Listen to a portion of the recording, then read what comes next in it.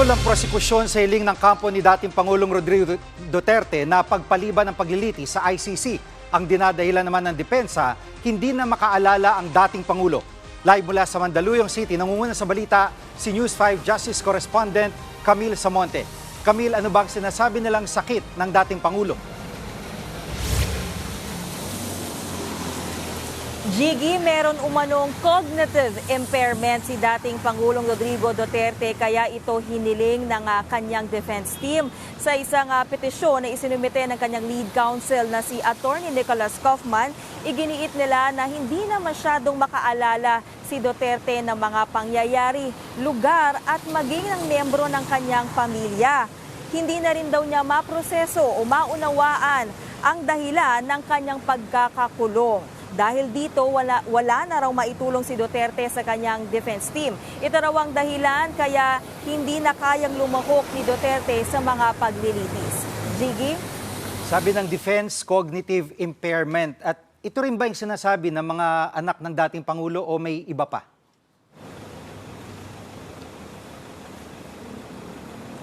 Alam mo, Jiggy, kung matatandaan nitong Martes, ay binisita nga ni Kitty Duterte ang kanyang ama sa dahig. Sabi niya, malakas pa naman ang dating Pangulo. Pakinggan natin itong pahayag ni Kitty Duterte. He's 80, ma'am. Of course, pag 80 ka, you have like ailments, a lot of ailments, no? Sakit yung likod, may diabetes. So, I think it's yung mga normal ailments for an 80-year-old, hindi naman yung something that we have to really worry about. Yes. But for an 80-year-old, he is pretty strong. Ilan ng reaksyon ng kampo ng mga biktima ng war on drugs? Jiggy, bumelta dyan si ICC Assistant to Counsel Attorney Cristina Conti. Sabi niya posibleng ginagawa lang dahilan ito ni Duterte para hindi matuloy ang paglilitis at confirmation of charges hearing na nauna ngang nakaschedule noong sa September 23. Tututulan daw ng mga biktima ng war on drugs ang petisyon ng defense team ng dating Pangulo. Narito ang sinabi ni Attorney Conti. Tingin namin exaggerated. Wala bang GC ang pamilya at ang legal team? Bakit hindi sila magkakatugma ng sinasabi? Kaya lalo kaming nalilito kung sino ba ang paniniwalaan. Mental state, maaari itong masolusyonan. Kaya tingin namin malabo ang archiving or indefinite postponement ng kasong ito. At Camille, gaano kalaki yung chance na hindi matuloy ang paglilitis kay dating Pangulong Duterte dahil sa kanyang kondisyon?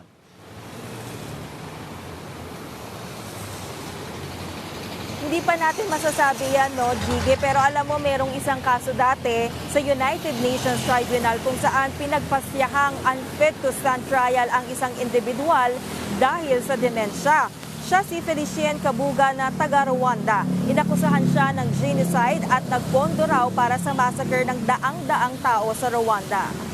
Jiggy, yun nga, no, tinutulan ng Office of the ICC Prosecutor itong hiling ng kampo ni Duterte at hiling nila, imbis na indefinite suspension ng proceedings ay dapat daw maikling pagpapaliban lang ang gawin. Sa ngayon ay nakikipag-ugnayan na raw sila sa kanilang sariling medical experts para ma-assess ang dating Pangulo. Kailangan daw kasi ng karagdagang pagsusuri para masigurong totoong unfit to stand trial si Duterte.